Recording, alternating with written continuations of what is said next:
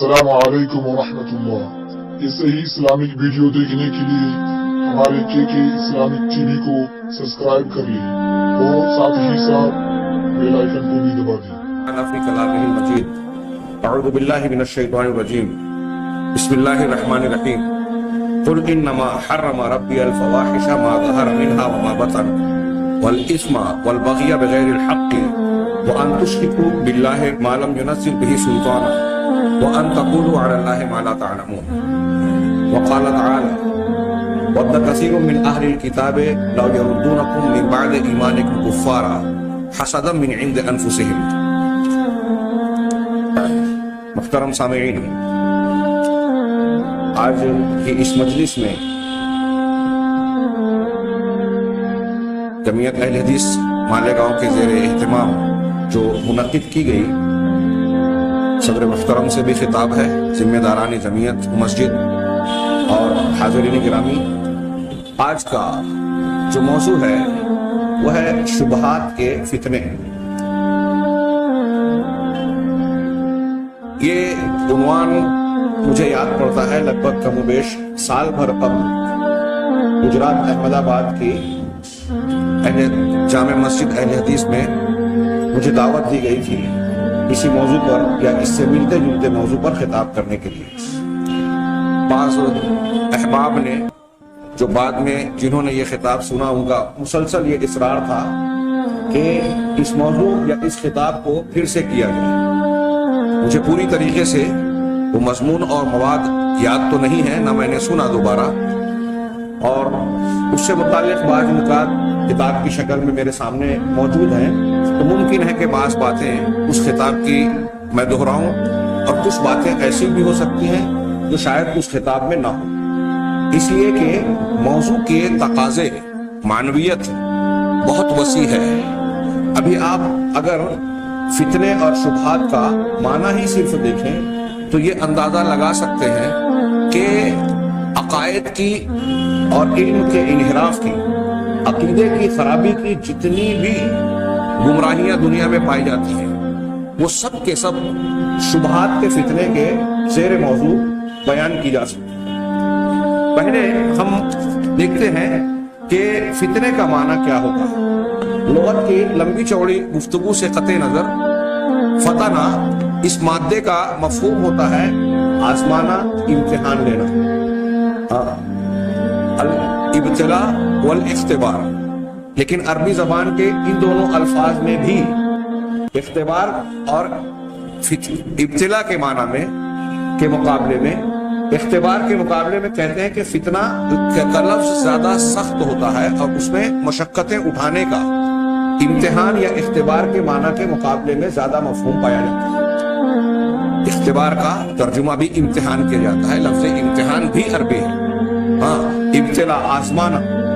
یہ بنیادی معنی ہوتا ہے۔ اگر کسی سونے کو یا دھات کو آگ میں ڈالا جائے اور آگ میں جلا کر اسے صاف کیا جائے تو اس کے لیے بھی افتنان یا فتنے کا لفظ استعمال کیا جاتا ہے۔ قرآن مجید میں اس کے کیا معنی ہے، اس سے پہلے لفظ فتنہ کو اصطلاحی طور سے اہل علم نے کیا مفہوم بیان کیا ہے، یہ دو تین تعریفیں یہاں ہمارے سامنے ہیں۔ علامہ جرجانی کہتے ہیں کہ الفتنۃ ہی ما یبین بہ حال الانسان من الخیر والشر۔ فتنہ وہ چیز ہے جو انسان کی حالت کو واضح کر دے کہ وہ بھلا ہے یا برا، خیر ہے اس میں یا شر ہے۔ ایسی کیفیت اور حالت جس سے ہم دوچار ہوں، اس کیفیت سے نکھر کر یہ بات سامنے آئے کہ ہم اچھے ہیں یا برے ہیں، شر ہے یا خیر ہے، اسے فتنے کے لفظ سے تعبیر کیا جاتا ہے۔ یہ علامہ جرجانی نے تعریف بیان کی۔ علامہ مناوی رحمہ اللہ کہتے ہیں کہ الفتنہ البلیہ وہی معاملۃ تظہر الامور الباطنہ، کہ یہ بلیہ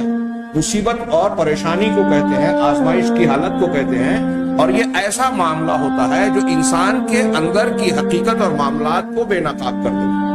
اس کے اندر کیا ہے؟ اللہ تبارک و تعالیٰ موت و حیات کے ذریعے مختلف چیزوں کے ذریعے سے ہمیں آزماتا ہے، تو اس کا مطلب یہ ہوتا ہے کہ اس امتحان سے گزار کر ہماری حقیقت کو بے نقاب کرتا ہے اور معلوم ہوتا ہے کہ ہم کیا ہیں، اچھائی اور برائی کے کس معیار پر ہیں۔ دنیا میں جتنے بھی پریشانیاں آتی ہیں گویا اس اعتبار سے اللہ کا امتحان ہے۔ تیسری تعریف علامہ ابن حجر العسقلانی کی نقل کی کہ فتنہ وہ چیز ہے ما ينشأ عن الاختلاف فی طلب الملک، ملک اور سلطنت کے حصول میں، اقتدار اور حکمرانی کی چاہت میں جو اختلاف پیدا ہوتا ہے، اختلاف سے جو کیفیت جنم لیتی ہے، حیث لا يعلم المحق من المبطل، اس حیثیت سے کہ اس جھگڑے اور اختلاف میں یہ سمجھ میں نہ آئے، فیصلہ کرنا مشکل ہو کہ حق والا کون ہے اور باطل پر کون ہے، صحیح کون ہے اور غلط کون ہے، یعنی انسان کے لیے اچھائی اور برائی کا فیصلہ کرنا مشکل ہو جائے۔ اردو زبان میں آپ لغت کو دیکھیں گے تو فتنے کا مطلب ہوتا ہے فساد، بگاڑ، جھگڑا، خرابی۔ ہمارے ہاں اردو میں بھی جب لوگ کہتے ہیں کہ فلاں آدمی فتنہ ہے تو اس کا مطلب یہ ہوتا ہے کہ وہ جھگڑا فساد پیدا کرتا ہے، برائیوں کا سبب بنتا ہے۔ اور حقیقت میں شرعی اعتبار سے بھی جب یہ عمومی طور سے استعمال ہوتا ہے تو اس لفظ کا وہ معنی ہوتا ہے جس کے ذریعے سے آدمی امتحان میں پڑھتا ہے، اور عموماً عام فہم یا ذہن میں پہلی بات یہ آتی ہے کہ جس سے گزرنے کے بعد آدمی کا ایمان اور عقیدہ یا اس کی نیکیاں ڈھاوا ڈول ہو جائے، ڈگمگا جائے، بگاڑ کا شکار ہو جائے، ایسی چیزوں کو فتنہ کہا جاتا ہے۔ قرآن مجید میں یحییٰ بن سلام رحمہ اللہ فرماتے ہیں کہ قرآن مجید میں لفظ فتنہ 11 وجوہ یعنی 11 شکلوں میں 11 معنی کے لیے استعمال ہوا۔ چند ایک کا تذکرہ۔ پہلا، فتنے کا معنی قرآن مجید میں شرک کے لیے فتنے کا لفظ استعمال کیا گیا، یعنی لفظ فتنہ استعمال کیا گیا، معنی اس کا شرک ہے۔ جیسے سورہ بقرہ کی ایک آیت میں ہے وَقَاتِلُوهُمْ حَتَّى لَا تَكُونَ فِتْنَةٌ وَيَكُونَ الدِّينُ لِلَّهِ، کہ کافروں مشرکوں سے قتال کرو یہاں تک کہ فتنہ باقی نہ رہ جائے، شرک باقی نہ رہ جائے، توحید کا غلبہ ہو جائے اور دین پورا کا پورا اللہ کے لیے ہو جائے، لوگ صرف اللہ کی عبادت کرنے والے ہو جائیں۔ جب تک ایسا نہیں ہوتا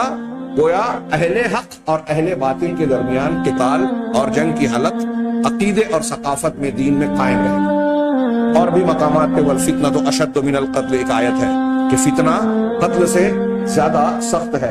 جس کی 2-3 تفسیریں کی گئی یہاں فتنے کی، جس میں سے ایک تفسیر یہ ہے کہ اس فتنے کا مطلب شرک ہے۔ دوسرا معنی فتنے کے لیے جو فتنے کا لفظ قرآن میں جو استعمال ہوا ہے تعنی الکفر،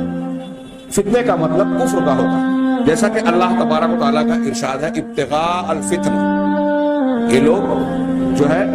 متشابہ آیات کے پیچھے پڑھنے والے کیوں اس کے پیچھے پڑھتے ہیں؟ فتنے کی چاہت میں، فتنوں کو چاہتے ہوئے، کفر کو چاہتے ہوئے۔ آج ہمارے یہاں بھی ایسے آپ کو بہت سے لوگ نظر آئیں گے جو علمی صلاحیت اور قابلیت کا مظاہرہ کرنے کے نام پہ، دعوت و تبلیغ کے نام پر اپنا امتیاز بیان کرنے کے لیے ایسی آیات، ایسی بحثوں کو لوگوں میں بیان کرتے ہیں جس میں اشتباہ ہوتا ہے، جس کے بارے میں شریعت میں اہل علم کے درمیان کچھ نزاع پایا جاتا ہے، اور ایسے نزاعی امور کو لے کر لوگوں کو شکوک و شبہات میں مبتلا کرتے ہیں اور کفر تک پہنچا دیتے ہیں۔ تیسرا معنی فتنے کے لیے جو قرآن میں استعمال ہوا ہے الفتنۃ بمعنی الابتلاء، فتنہ ابتلاء اور آزمائش کے معنی میں، جیسا کہ اللہ تعالیٰ کا یہ ارشاد ہے الف لام میم احسب الناس ان یترکوا ان یقولوا آمنا وهم لا یفتنون۔ الف لام میم، کیا لوگ یہ سمجھتے ہیں کہ انہیں یوں ہی چھوڑ دیا جائے گا صرف اتنا کہنے پر کہ ہم ایمان لیں، ہم اور آپ دعویٰ کریں کہ ہم مومن ہیں بس بچ جائیں گے، وهم لا یفتنون، اور ان کو آزمایا نہیں جائے گا، ابتلاء و آزمائش میں مبتلا نہیں کیا جائے گا؟ کیا لوگ ایسا سمجھتے ہیں؟ ایسا نہیں ہو سکتا۔ معلوم یہ ہوا کہ جب ہم یہ دعویٰ کرتے ہیں کہ مومن ہوں گے، مومن ہیں، تو ہم کو امتحان کی سان پر پورا اترنا پڑے گا، معیار پر پورا اترنا پڑے گا کہ ہم سچے مومن ہیں، پکے مومن ہیں۔ چوتھا مفہوم بیان کرتے ہوئے کہا کہ الفتنۃ بمعنی العذاب فی الدنیا، فتنہ دنیا کے عذاب کے معنی میں استعمال ہوتا ہے، جیسے اللہ تعالیٰ کے اس فرمان میں وَإِذَا أُوذِيَ فِي اللَّهِ جَعَلَ فِتْنَةَ النَّاسِ، جب اللہ کے راستے میں بہت سارے لوگ ایسے ہیں کہ اللہ تعالیٰ پر ایمان کا دعویٰ کرتے ہیں، لیکن اللہ کے راستے میں جب ایذا اور تکلیف دی جاتی ہے تو لوگوں کے فتنے کو، لوگوں کے عذاب کو وہ اللہ تبارک و تعالیٰ کے عذاب کی طرح سمجھ لیتا ہے۔ اس طریقے سے وہ جو آیت ہے فَلْيَحْذَرِ الَّذِينَ يُخَالِفُونَ عَنْ أَمْرِهِ أَن تُصِيبَهُمْ فِتْنَةٌ أَوْ يُصِيبَهُمْ عَذَابٌ أَلِيمٌ، کہ جو لوگ رسول کے حکم کی مخالفت کرتے ہیں، سنت کی مخالفت کرتے ہیں، انہیں اس بات سے ڈرنا چاہیے کہ انہیں کوئی فتنہ پکڑ لے وے یا دردناک عذاب گھیر لے وے۔ یہاں فتنے کی دو تفسیر کی علماء نے، امام احمد بن حنبل وغیرہ کہتے ہیں کہ فتنے سے مراد شرک ہے، جو رسول کی سنتوں کے خلاف ورزی کرتا ہے وہ بالآخر شرک میں پڑ جاتا ہے، اور یہ کوئی غلط بات معلوم نہیں ہوتی۔ دنیا میں آپ کتنے لوگوں کو دیکھیے سنت رسول کی جو مخالفت کرتے ہیں، جتنے مسلک پائے جاتے ہیں دنیا میں، کسی نہ کسی شکل میں جہاں سنت سے حدیثوں سے انحراف ہے، وہاں کسی نہ کسی شکل میں شرک بھی ضرور ملے گا۔